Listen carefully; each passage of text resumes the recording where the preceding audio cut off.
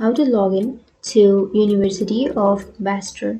So if you want to log into University of Bastar with your student account, then first open up a browser, any browser that you are comfortable with, and go for the search bar and search for Bastar University student login.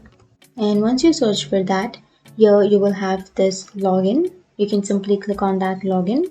So Bastar simply means Shahid Mahendra Karma Vishwavidyalaya. So it will take you to the login page. First, you need to enter your user ID on the first blank.